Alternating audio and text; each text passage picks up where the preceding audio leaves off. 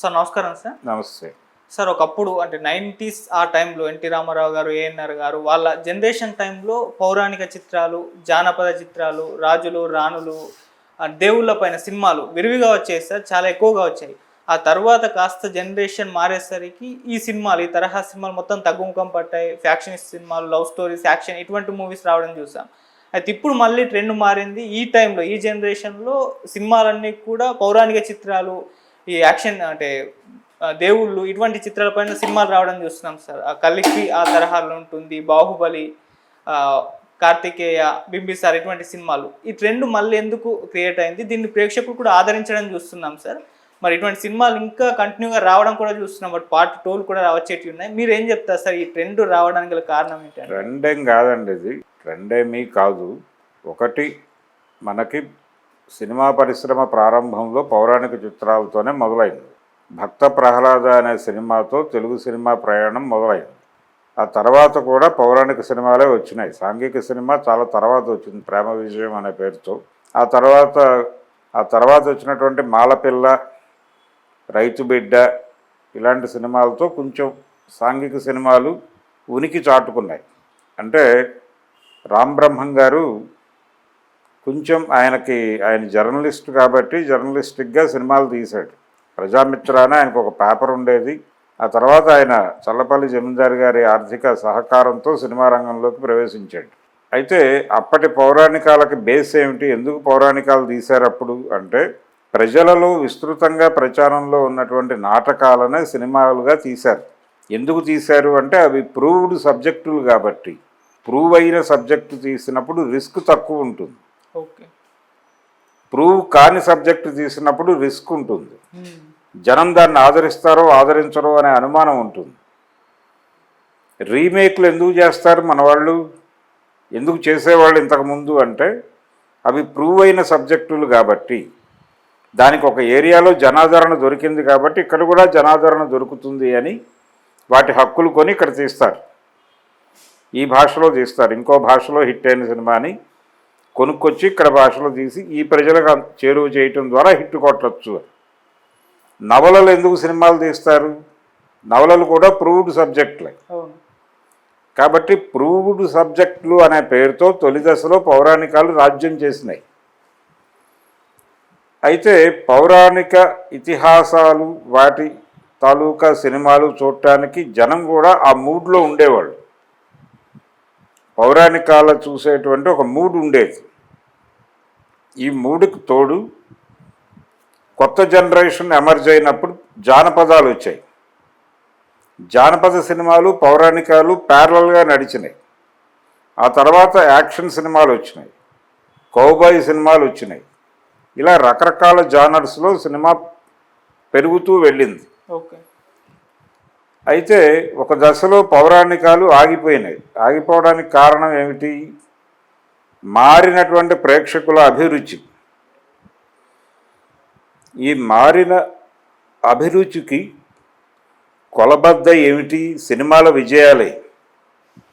NT Ramarao గారు అనేక పౌరాణిక సినిమాలు విజయాలు సాధించాడు. ఆయన సాధించినప్పటికీ ఆయన చివరి రోజుల్లో తీసినటువంటి పౌరాణికాలకు పెద్దగా ఆదరణ దొరకల.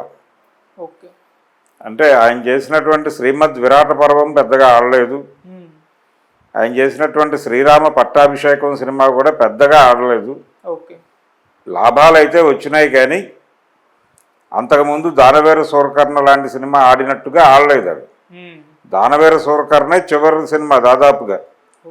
పౌరాణికాల్లో పెద్ద విజయం సాధించిన సినిమాల్లో అదే చివరిది. 77లో వచ్చింది అది. దానికంటే అదే టైంలో కురుక్షేత్రం కూడా వచ్చింది. అదే రోజు రిలీజ్ అయింది. అది కూడా ఒకే రోజు, సంక్రాంతికి రిలీజ్ అయినాయి. 77 సంక్రాంతికి జనవరి 14వ తారీఖు ఎప్పుడు రిలీజ్ అయినాయి. ఆ రెండు సినిమాల్లో కురుక్షేత్రం జనం చూడలేదు, కర్ణ చూశారు. పెద్ద హిట్ అది. అది ఫస్ట్ రిలీజ్లో ₹1,00,00,000, సెకండ్ రిలీజ్లో ₹1,00,00,000 సంపాదించింది ఆ సినిమా. 4 గంటల సినిమాని జనం ఓపిక్గా చూశారు. అంటే అదొక మూడ్ క్రియేట్ చేసింది. అది కూడా ఎందుకు హిట్ అయింది, ఆ సినిమా హిట్ అవడానికి ఒక ప్రాతిపదిక ఉంది. అప్పటి సమాజంలో ఉన్నటువంటి అన్రెస్ట్ని వాళ్ళు పౌరాణిక కథలోకి జొప్పించి తీశారు. రిజర్వేషన్ వ్యవహారాలు ఇవన్నిటినీ సినిమాలో వాళ్ళు పౌరాణిక పాత్రలతో మాట్లాడించారు. కులాన్ని ప్రశ్నించారు. నీది ఏ కులమో అంటాడు ఆయన. పురాణ పాత్రలు అన్నిటినీ పట్టుకొచ్చి మట్టి కొండలో పుట్టితివి కదా నీది ఏ కులమో అని చాలా డైనమిక్గా ఉంటాయి. ఈ డైనమిజం నచ్చింది జనాలకు, అందుకని చూశారు కర్ణ. ఉత్త పురాణం చెప్పినందుకు గాను కురుక్షేత్రం సినిమాని చూడలేదు. దానిలో క్రియేటివిటీ ఏం లేదు, ఉన్న సీన్లు ఉన్నట్టుగా తీశారు అంతే. కానీ కర్ణలో వ్యాఖ్యానం చేశారు. ఇప్పటి సమాజాన్ని అప్పటి పాత్రలతో వ్యాఖ్యానం చేయించారు. ఇది ఆ సినిమా సక్సెస్ సూత్రం. దీని ఎక్స్టెన్షన్లోనే పట్టాభిషేకం సినిమా తీశాడు ఆయన. చేసి రావణ పాత్రను పెంచి రాముడి పాత్రను తగ్గించి రాముడితోనే రావణుణ్ణి పొగిడించి రావణుడు చాలా గొప్పవాడు అని రాముడు పొగుడుతాడు ఆ సినిమాలో.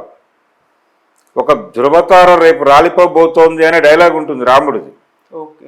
నేను ప్రాణం తీయగలనే కానీ తిరిగి ప్రాణం పొయ్యలేనని బాధపడతాడు, శోకిస్తాడు రాముడు. రావణుడు రేపు చనిపోతున్నాడని తెలిసి అలా నడిపాడు కథను ఆయన. అలా ఉందని కాదు, అలా నడిపాడు ఆయన. అది జనం మెచ్చల. దాని డబ్బులు దానికి వచ్చినాయి. 30 రోజులు ఆడేసింది అది. అప్పటి రామారావు గారి ఇమేజ్కి 175 రోజులు తగ్గకుండా ఆడేవి సినిమాలు. 100 రోజుల సినిమాలే 100 ఆడటం ఏమిటి అనుకునేవాళ్ళు. అటువంటిది ఈ సినిమా 30-35 రోజులకి డ్రాప్ అయింది. కాబట్టి జనాల టేస్ట్ మారుతోంది అప్పటికే. అంటే ఇది 79 ప్రాంతాలు అయినప్పటికీ జనాల మూడుని కనెక్ట్ చేయగలిగితే సినిమాలు ఆడతాయి అనడానికేమో దానవీర సూరకర్ణ ఉదాహరణ. ఇదేమో అప్పటికి మూడు మారింది జనాలకి అనుకోవాలా, లేకపోతే ఆయన మాట్లాడిన ఆర్గ్యుమెంట్ మీద జనాల్లో వ్యతిరేకత ఉందా? అంటే ఆయన ఒక రకంగా జై రావణ్ అంటాడు ఆ సినిమాలో.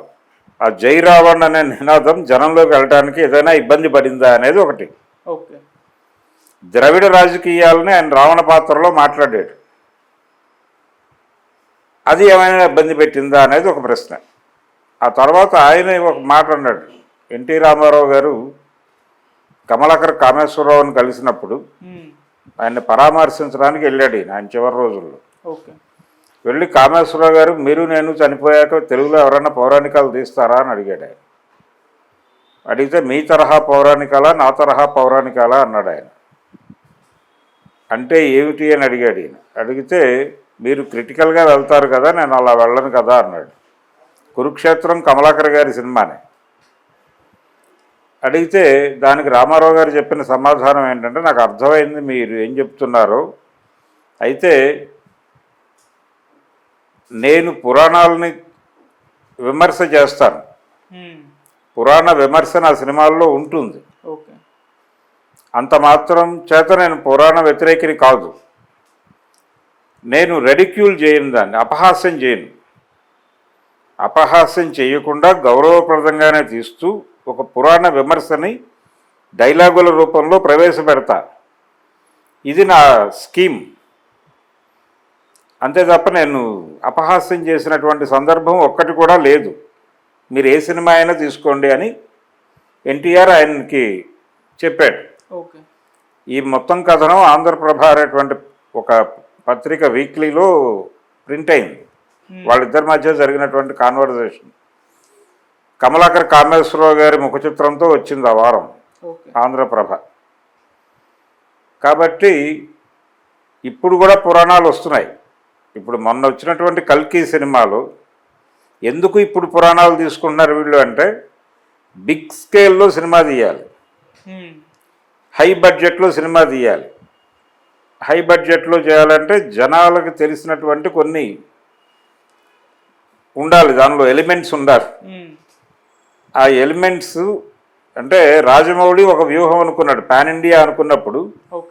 పాన్ ఇండియా భారతదేశంలో ఉన్నటువంటి జనాలందరూ కనెక్ట్ అవ్వాలంటే ఏ తరహా కథ తీయాలి అనుకున్నాడు. అనుకున్నప్పుడు జానపదాన్ని ఎంచుకున్నాడు ఆయన. ఓకే. జానపదం బెటర్ జానర్ అనుకున్నాడు, అందరికీ కనెక్ట్ అవుతుంది కాబట్టి. ఫోక్లోర్ కథలు అన్ని చోట్ల ఉన్నాయి. ప్రతి ఒక్కరూ చిన్నప్పుడు బాలమిత్రంలో చందమామ 14 భాషల్లో వచ్చేది, ఇంకా ఎక్కువ భాషల్లో కూడా వచ్చేదేమో. ఓకే. వీటి ద్వారా, ఈ బాల సాహిత్యం ద్వారా విపరీతంగా జానపదాలు ఎక్కినాయి జనాలకి. ఈ విక్రమ్ బేతాళ్ స్టోరీస్ ఇవన్నీ ఎక్కినాయి.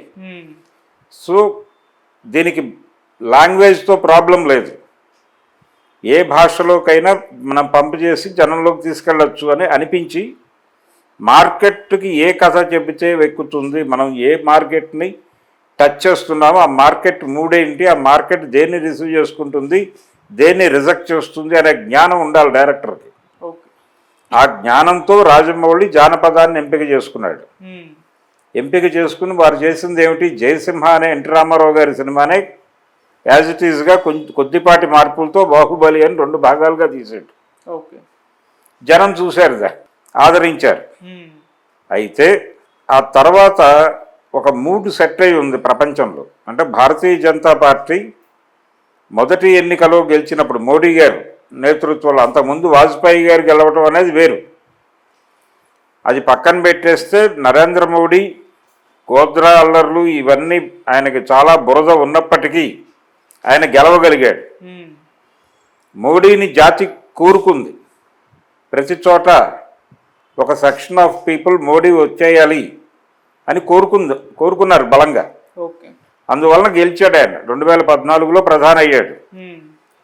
ఈ మారినటువంటి పబ్లిక్ మూడ్ని సినిమా పరిశ్రమకు చెందినటువంటి జ్ఞానులు కూడా కనిపెట్టారు. కనిపెట్టి ఈ మూడ్ని టచ్ చేయటం కోసం పౌరాణిక అంశాలు అయితే బాగుంటుంది, అది కూడా ప్రజెంట్ సొసైటీతో కనెక్ట్ చేస్తూ పురాణ పాత్రల రెఫరెన్స్లో మనం కథలు నడపాలి అనుకున్నారు. ఇప్పుడు వస్తున్నటువంటి పౌరాణిక సినిమాల షేప్ వేరు. అదే రాజమౌళి, జానపదంతో వెళ్ళిన రాజమౌళి తన తర్వాత పాన్ ఇండియా ప్రాజెక్టుకి ఏ తరహా కథ ఎంపిక చేసుకున్నాడు ఆయన, RRR అనే పేరుతో కొంచెం చరిత్రని కొంచెం పురాణాన్ని మిక్స్ చేసి చరిత్రలోకి వెళ్ళి కొమరం భీమ్ని, అల్లూరి సీతారామరాజుని చరిత్రలోంచి పట్టుకొచ్చి వాళ్ళిద్దరినీ రామాంజనేయులుగా మార్చి పురాణాన్ని చరిత్రని మిక్స్ చేసి ఒక టానిక్ తయారు చేశాడు ఆయన. వర్కౌట్ అయింది. ఇది వర్కౌట్ అవడానికి కారణం ఏమిటి, రామాంజనేయులుగా మార్చటం అనే ప్రక్రియ జనానికి కనెక్ట్ అయింది. వీళ్ళిద్దరినీ అలా కనెక్ట్ చేయటంలో వాళ్ళు వాడినటువంటి టెక్నిక్, స్క్రిప్ట్ పరంగా వాళ్ళు వాడిన టెక్నిక్ వర్కౌట్ అయింది. కావడానికి కారణం పబ్లిక్ మూడ్కి కనెక్ట్ అయింది. అది హిందూ మతం ప్రమాదంలో ఉంది అనేటువంటి ఒక మూడు, ఒక నేరేటివ్ని జనాల్లో క్రియేట్ చేయగలిగింది భారతీయ జనతా పార్టీ. ఆ నేరేటివ్ కల్పించటమే గొప్ప విషయం. ఏ పార్టీ అయినా ఎక్కడ సక్సెస్ అవుతుంది, తను ఒక అభిప్రాయం కలిగి ఉండాలి, ఆ అభిప్రాయాన్ని ఒక అద్భుతమైనటువంటి నేరేటివ్గా మార్చాలి, మార్చి జనాల్లోకి ఎక్కించాలి. దాన్ని ఆ ఎక్కించడానికి వాళ్ళు 80 నుంచి కష్టపడ్డారు. దాదాపు 40 ఏళ్ల కృషి ఉంది భారతీయ జనతా పార్టీ ఒక నేరేటివ్ని జనం ముందు ఆవిష్కరించడానికి. ఈ నేరేటివ్లో జనం మూడ్ మారింది. అందుకని నరేంద్ర మోడీ గారు 3వసారి కూడా గెలవగలిగాడు. సో ఇంత విస్తృతమైనటువంటి మార్కెట్ ఉంది దీనికి అనే విషయాన్ని గుర్తించి ఆంధ్ర మార్కెట్ నుంచి సీతారామరాజుని, తెలంగాణ మార్కెట్ నుంచి కొమరం భీమ్ని పట్టుకొచ్చి జాతీయ మార్కెట్ కోసం వాళ్ళిద్దరిని రామాంజనేయులుగా మార్చి మార్కెట్ విజయం సాధించాడు ఆయన రాజమౌళి. ఎప్పుడైతే దీని సక్సెస్ ఇవి అర్థమవుతున్నాయో అదే టైంలో భారతీయ జనతా పార్టీ సహకారంతో సినిమా నిర్మాణాలు కొన్ని జరిగినాయి. అందులో పర్టికులర్గా కాశ్మీర్ ఫైల్స్ అనే సినిమా, అది హిస్టారికల్ ఫిక్షన్. కాశ్మీర్ లోయలో కాశ్మీర్ పండితుల మీద అక్కడ ఉన్నటువంటి ముస్లిమ్స్ జరిపినటువంటి దాడుల నేపథ్యంలో నడిచేటువంటి సినిమా. ఒక బూటకపు శత్రువుని ప్రజల ముందు ఆవిష్కరించడంలో కూడా భారతీయ జనతా పార్టీ సక్సెస్ అయింది. నిజానికి దేశ ప్రజల శత్రువులు మార్వాడీలు, గుజరాతీ బనియాలు. వాళ్ళు ప్రపంచంలో అందరినీ దోచుకు తినేస్తున్నారు. వాళ్ళని శత్రువులు అని జనం అనుకోకుండా ఉండటానికి నిజానికి జైనులు వాళ్ళు. జైన మతం నుంచి హిందూ మతం ప్రమాదంలో ఉంది వాస్తవానికి. ఓకే. అయితే జైనము, హిందూ ఈ రెండు ఇంటర్లింక్డ్ మతాలే, అంతా ఒకటే మనం అని ఒక పెద్ద నెరేటివ్ని పెట్టి మన అందరికీ కామన్ శత్రువు ఇస్లాం అని ఒక ప్రమోషన్ చేశారు, ఒక నెరేటివ్ని బిల్డ్ చేశారు.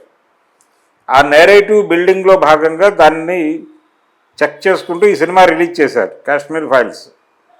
ముస్లింలు అనే వాళ్ళకి వేరే పని లేదు. వాళ్ళు పొద్దున భోజనం చేసిన తర్వాత నేరుగా వచ్చి ఒక ఇద్దరు హిందువుల్ని చంపి ఇద్దరు హిందూ అమ్మాయిలని రేప్ చేసి ఇంటికి వెళ్ళిపోయి రెస్ట్ తీసుకుని రాత్రికి భోజనం చేసి మళ్ళీ ఇదే పని చేస్తారు.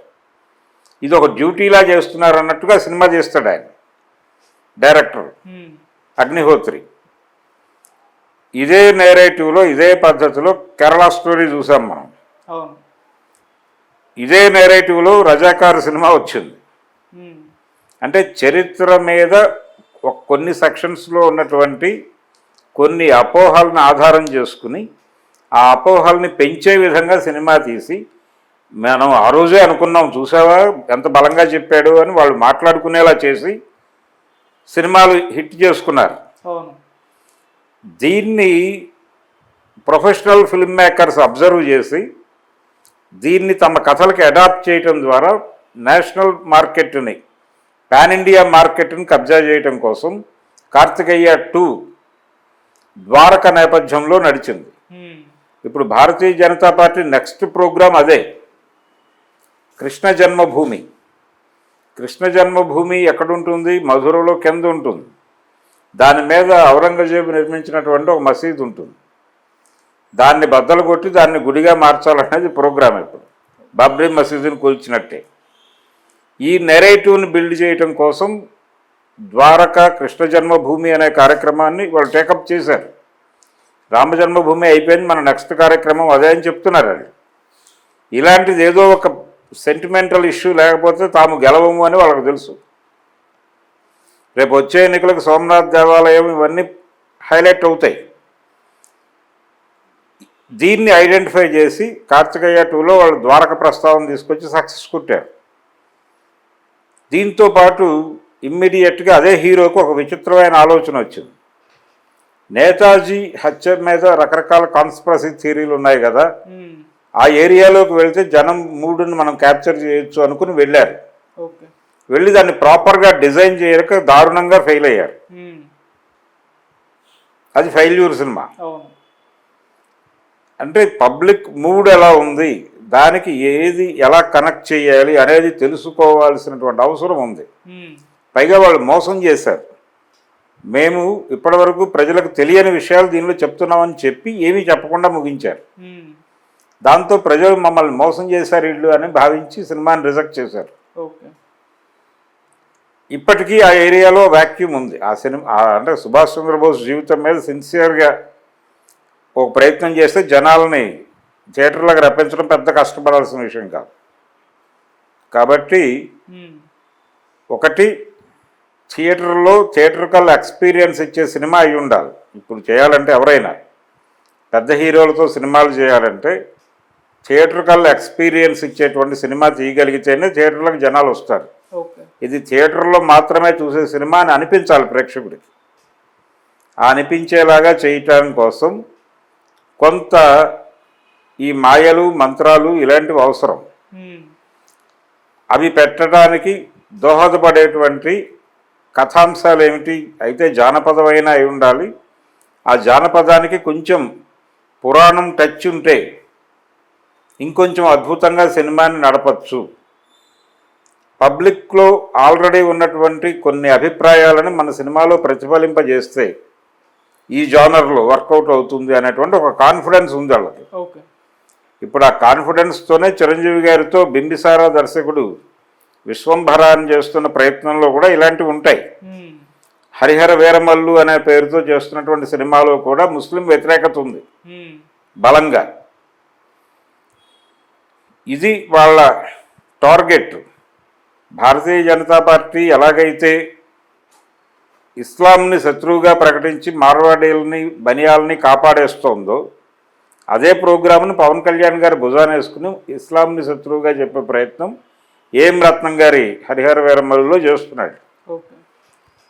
ఈ నేరేటివ్లో వెళ్ళాలనుకున్నప్పుడు వీళ్ళ అవసరాలను తీర్చడం కోసం, ఈ పబ్లిక్ మూడును డ్రాగ్ చేయటం కోసం బడ్జెటరీ వ్యవహారాలు, విస్తృతమైన మార్కెట్ని టచ్ చేయటం, దీంతో పాటు పౌరాణిక ఇతిహాసాలకి ప్రజల్లో ఉన్నటువంటి ఒక ప్రూవ్ అయి ఉన్నాయి. అవి జనాలందరూ చదివి యాక్సెప్ట్ చేసి ఉన్నారు. ఓకే. ఆ యాక్సెప్టెన్సీ ఉంది, అవి ప్రూవ్డ్ సబ్జెక్టులు. ఇది ఒక కారణం. ఇన్ని కారణాల చేత ఇప్పుడు పురాణాలు వెతుకుతున్నారు. పురాణాలు వెతికితే లార్జ్ స్కేల్లో సినిమా తీయచ్చు, పురాణాల మీద వ్యాఖ్యానం చేయొచ్చు. ఈ వ్యాఖ్యానాలు కాంట్రవర్సీ అయితే జనం చూస్తారు. ఇలా బోల్డ్ స్కోప్ ఉంది ఏరియాలో అని కనిపెట్టారు వీళ్ళు. అందుకని ఇప్పుడు పురాణాలు తీస్తున్నారు. అప్పటి పురాణాలు వేరు.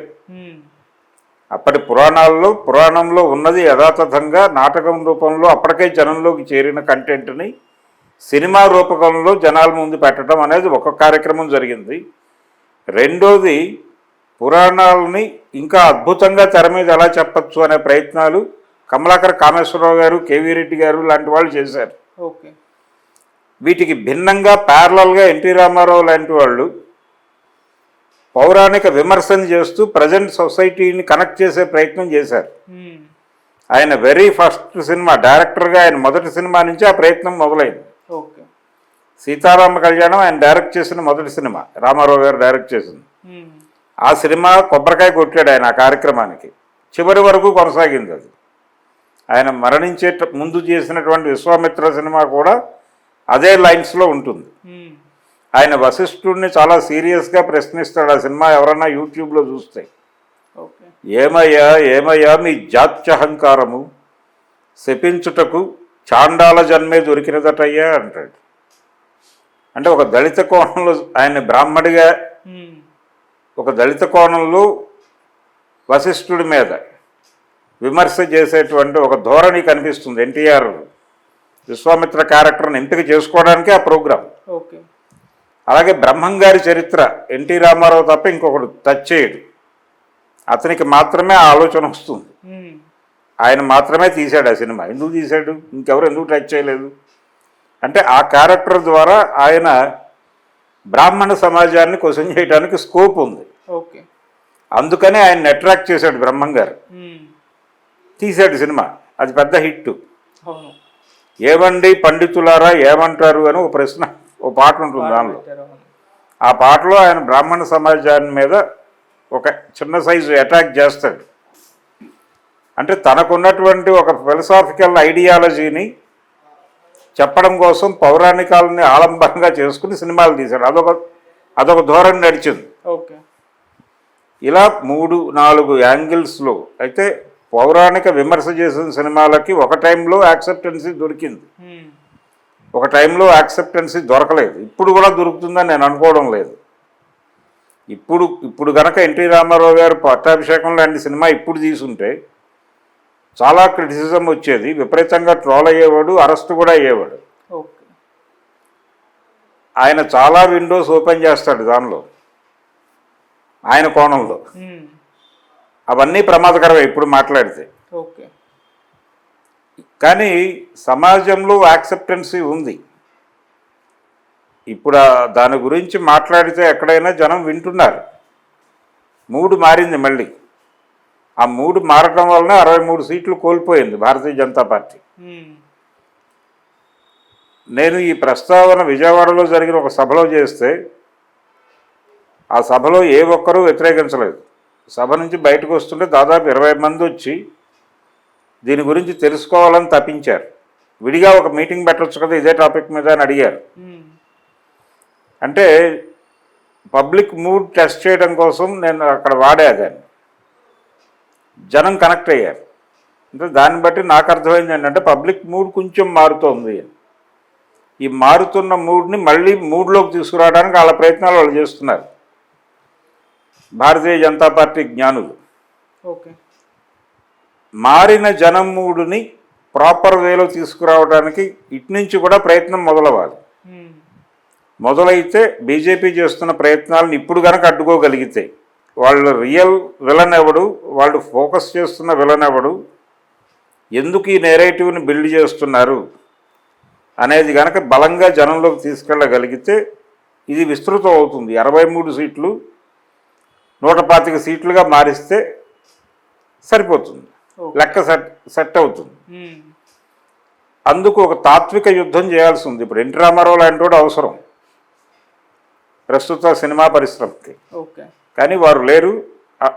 ఆయనతో అంటే వాళ్ళు చదివారు, ఆ చదువరితనం వలన అలాంటి సినిమాలు తీయగలిగాడు ఆయన.